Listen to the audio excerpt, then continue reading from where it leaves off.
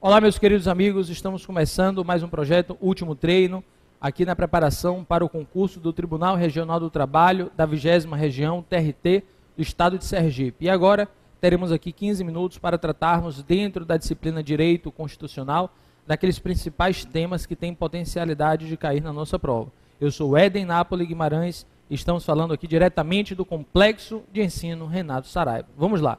A primeira coisa que eu queria chamar a atenção, e aí principalmente para os alunos, neste caso específico, que vão se submeter ao concurso de técnico, é que sempre nós devemos tomar cuidado para não confundirmos os objetivos fundamentais da República com os fundamentos da República Federativa do Brasil. Os objetivos não se confundem com os fundamentos. Os fundamentos, eles podem ser encontrados no artigo 1º da Constituição Federal e perfazem o processo mnemônico de memorização só se diva plu. Soberania, cidadania, dignidade da pessoa humana, valores sociais do trabalho e da livre iniciativa e pluralismo político. Esses são os fundamentos da República, repetindo, soberania, cidadania, dignidade da pessoa humana, valores sociais do trabalho e da livre iniciativa e pluralismo político. Tais fundamentos da República, previstos no artigo 1º, do inciso 1 ao inciso 5, não se confundem com os objetivos fundamentais. Os fundamentos perfazem, como você viu, o processo mnemônico só se diva plu. Do outro lado, temos os objetivos fundamentais da República, previstos, por sua vez, no artigo 3º da Constituição Federal, previstos no artigo 3º da Constituição Federal, e que perfazem um processo mnemônico de memorização GPCE. GPCE significaria o que, professor? Grande Prêmio do Ceará. Grande Prêmio do Ceará, GPCE, apenas para que você lembre, tem Grande Prêmio de Mônaco, de Imola, e aqui, como nossos pilotos ultimamente têm andado na velocidade do jegue, eu lembrei da corrida de jegue que tem no Ceará e criei o GPCE, o Grande Prêmio do Ceará, cada uma das iniciais também numa técnica de memorização chamada processo mnemônico, você consegue aí se lembrar dos objetivos fundamentais da República, quais sejam: G, garantir o desenvolvimento nacional, P, promover o bem de todos, sem preconceitos de origem, raça, sexo, cor, idade ou quaisquer outras formas de discriminação. C, construir uma sociedade livre, justa e solidária. E E, erradicar a pobreza e a marginalização, bem como reduzir as desigualdades sociais e reduzir as desigualdades regionais, ok? Erradicar a pobreza e a marginalização e reduzir as desigualdades sociais e regionais. Então não confunda fundamentos da República Federativa do Brasil com objetivos fundamentais da República. Artigo 1º, fundamentos. Artigo 3º, objetivos. Metas, verbos, normalmente se apresentam sob a forma de verbos. Construir, promover, erradicar. Com certeza, você tem aí os objetivos vindo sob a forma de verbos. Garantir o desenvolvimento. Cuidado, porque de certa forma é possível que a banca substantiva esse verbo. E lá onde tem na Constituição garantir o desenvolvimento nacional, pode ser que apareça, é objetivo fundamental da República a garantia do desenvolvimento nacional, e aí vai estar correto, você tem que ter esse feeling, você tem que ter esse time, você com certeza tem que estar atento. Ok, meus caros? Agora, não confunda artigo 1º e 3º, fundamentos e objetivos fundamentais da República, respectivamente, com o artigo 4º da Constituição, que traz aí os princípios que regem a República Federativa do Brasil nas suas relações internacionais. E nas relações internacionais, no artigo 4º, nós temos aí 10 incisos nesse dispositivo, 10 incisos no artigo 4º da Constituição. Como é que você faz para lembrar? Aqui a técnica de memorização é outra. Você coloca aí CCII, DNA, PRS, CCII, DNA, PRS. CC significa Concessão de Asilo Político e Cooperação dos Povos para o Progresso da Humanidade. II significa Igualdade entre os Estados e Independência Nacional. DNA significa Defesa da Paz, Não Intervenção e Autodeterminação dos Povos. DNA é uma sigla corriqueira. E PRS, lembre da ordem alfabética, IJLMNOPQRS, você tira o Q, porque o Q tem um Q de especial, e você fica com PRS, você lembra de prevalência dos direitos humanos, repúdio ao terrorismo e ao racismo e solução pacífica dos conflitos. Recapitulando, CCII, DNA, PRS. CC, Cooperação dos Povos em concessão de asilo político. DNA, Defesa da Paz, não intervenção e autodeterminação dos povos. II, Igualdade entre os Estados e Independência Nacional. E PRS, Prevalência dos Direitos Humanos, Repúdio ao Terrorismo e ao Racismo e Solução Pacífica dos Conflitos. Ok? Tudo jóia? Agora, não só para o cargo de técnico, e aí com certeza chamando bem a atenção para aqueles que vão se submeter ao concurso de analista do Tribunal Regional do Trabalho, do Estado de Sergipe, do TRT agora, na prova do dia 16 de domingo, com certeza podemos lembrar aqui que dentro da temática nacionalidade, também existe uma coisa muito bacana que a gente não pode perder de vista. Em nacionalidade, você não pode confundir as distinções entre brasileiros natos e naturalizados. Se cair na sua prova, a lei poderá estabelecer distinções entre natos e naturalizados? A resposta é falso, porque a lei não pode estabelecer distinções. Agora, a própria Constituição pode? Pode. A lei não pode, ressalvados os casos previstos nessa Constituição. Uma das hipóteses de distinção, não a única, mas uma das hipóteses de distinção, são os cargos privativos de brasileiros natos. Como é que você grava os cargos privativos para a sua prova? É muito simples. Lembre do processo mnemônico de memorização, mp3.com. mp3.com porque você tem M, Ministro de Estado da Defesa. P3 são 3 Ps. Você lembra dos presidentes da República, da Câmara e do Senado. mp3.com. Aí falta COM. C, carreira diplomática. O, oficial das Forças Armadas. E, se o primeiro M foi ministros do STF, o último M é ministros da Defesa, ou vice-versa. Ministros do STF pode ser o primeiro M, e o último M, ministros da Defesa. Ministro de Estado da Defesa, só ele, ou vice-versa. Então, ministros do STF e ministros da Defesa. P3 ou 3Ps, presidente da Câmara, República e do Senado. E CO, carreira diplomática e oficial das Forças Armadas, ok? Em nacionalidade, essa é a principal dica, com certeza, cargos privativos, não perca de vista. Lá em direitos políticos também tem dica. O artigo 15 da Constituição, ele consagra que é vedada a cassação dos direitos políticos. Ora, é vedada a cassação dos direitos políticos, mas o próprio dispositivo diz, cuja perda ou suspensão se dará nos seguintes casos.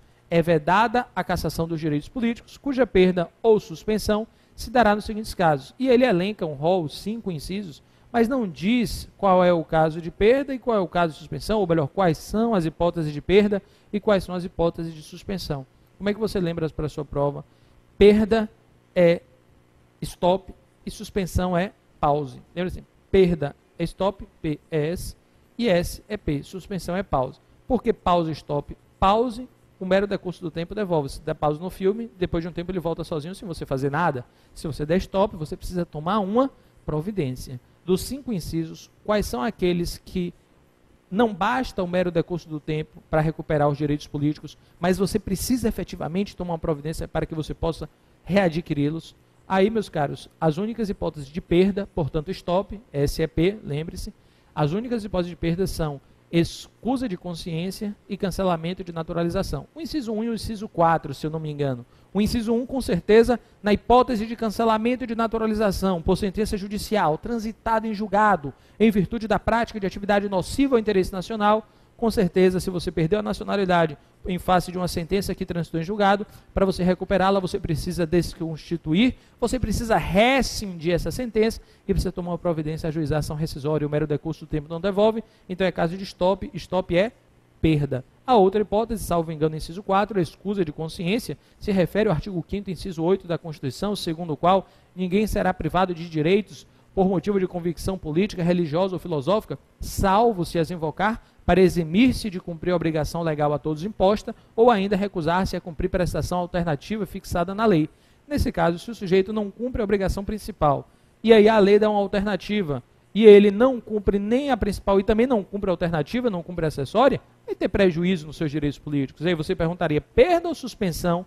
Ora, se ele não cumpre a principal e não cumpre a acessória, se ele se recusa, cruza os braços e efetivamente não cumpre nenhuma das duas, faça chuva, faça sol, chova canivete, ele não tem recuperado seus direitos, ele precisa tomar uma providência, ou ele cumpre a principal ou ele cumpre a acessória. E aí, se ele tem que tomar uma providência, também a hipótese de perda. Perda é stop. Ok, se você precisa tomar providência, stop. Stop é perda, porque S é P e P é S. Tudo mais é suspensão, porque é pause, S é P, mas P é S, pause é suspensão. Então você tem o quê? Que o mero decurso do tempo devolve, no caso de incapacidade civil absoluta, bateu a cabeça, ficou um menino maluquinho, Com o tempo pode ficar normal? Pode, melhora, normal, sem fazer nada, só deitou na cama, passou o tempo, melhorou. Condenação criminal transitada em julgado enquanto durarem os seus efeitos. Olha lá, enquanto durarem os seus efeitos, a própria terminologia já traduz uma ideia de algo transitório, de algo acessório.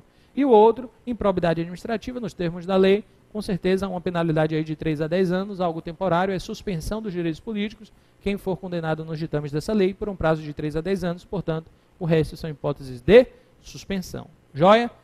Remédios constitucionais. O que a gente tem que lembrar aqui em remédios constitucionais? Primeiro, habeas corpus. Qualquer pessoa pode impetrar habeas corpus, não precisa de advogado, segunda dica. Terceira dica, é uma ação gratuita.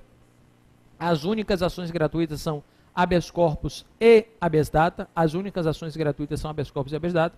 Então, qualquer pessoa pode impetrar, não precisa de advogado, é uma ação gratuita. E pessoa jurídica também pode ser impetrante, porque ela pode ajuizar a ação, desde que ela não seja paciente, porque ela não pode ser beneficiária da mesma. Pode ser impetrante, mas não pode ser paciente. Lembrando que não cabe habeas corpus em pena de multa, em pena restritiva de direitos, quando já extinta a pena privativa de liberdade e em face de punições disciplinares militares para controle de mérito. Não cabe, apenas para controle de legalidade. Do outro lado, mandado de segurança, você tem que lembrar, direito líquido e certo, não amparado por habeas corpus ou habeas data, sempre que o responsável pela ilegalidade ou abuso de poder for uma autoridade pública ou um agente de pessoa jurídica de direito privado no exercício de atribuições do poder público. Lembrando que, se for mandado de segurança coletivo, os legitimados são partido político com representação no Congresso Nacional. Se não cair a expressão com representação, vai estar errado, porque tem que ser partido político com representação no Congresso Nacional, organização sindical, entidade de classe ou associação legalmente constituída e em funcionamento há pelo menos um ano. E aí, com certeza, esse requisito de constituição ânua, a jurisprudência caminha no sentido de que só se aplica para as associações, ok? Para as associações. Tudo jóia? Beleza? Então, a ação popular, você lembra aí, cidadão é parte legítima para propor, é o legitimado ativo, cidadão no pleno gozo dos seus direitos políticos, qualquer cidadão portador do título de eleitor.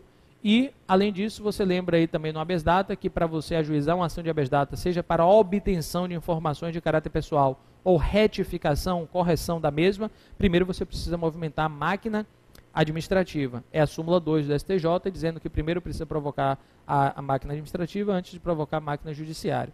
E mandado de junção, você lembra que mandado de junção é uma ação sempre que a falta de norma regulamentadora da Constituição torna inviável o exercício de direitos e liberdades constitucionais e das prerrogativas inerentes à nacionalidade, à soberania e à cidadania. E que no mandado de junção 708, o Supremo Tribunal Federal determinou que aplicassem aos servidores públicos o direito de greve do trabalhador privado, numa posição chamada de concretista geral. O Supremo tem uma atitude corajosa e faz com que os servidores que impetraram o mandado de junção, e não só eles, como todos, até subvertendo a lógica do controle de constitucionalidade, tenham o quê?